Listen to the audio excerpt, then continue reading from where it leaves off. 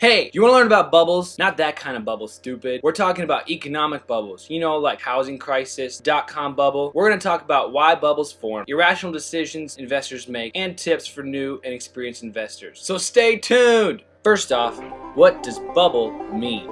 A bubble is an economic cycle characterized by rapid expansion followed by a contraction. In other words, too much of a good thing can be a bad thing. And if that's not good enough for you, let's get technical. A bubble is a surge in equity prices, often more than warranted by the fundamentals and usually in a particular sector, followed by a drastic drop in prices as a massive sell-off occurs. Whoa! Here's another one!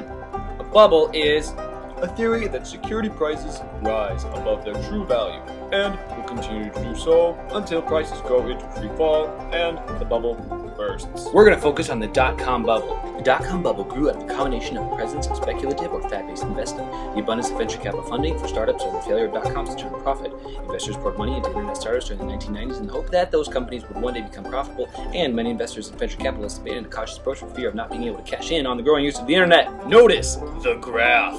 So why do you think investors kept investing? Behavioral finance states that there are three factors which create irrational market behavior. Overconfidence, biased judgments, herd mentality. When investors are overconfident, they think they can beat the market. This leads to overtrading. Another symptom of overconfidence is found when investors during the tech crash kept pouring money into these new startup tech companies and hoped that they would one day become profitable. Since the money kept pouring in, the growth V stocks skyrocketed to valuations that could not be sustained. The second irrational market behavior is biased judgments.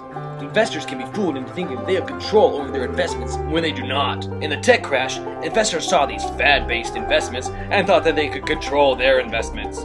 They started to chase the hot funds, extrapolating the success of the tech companies. They had the confidence and the bias to think that they will continue to rise, which led to herd mentality. Herd mentality is when groups of individuals will sometimes reinforce one another into believing that some incorrect point of view is in fact correct. This was exemplified in the tech crash, when investors would follow the examples of their neighbors or whatever the media said was a good idea and made poor investments.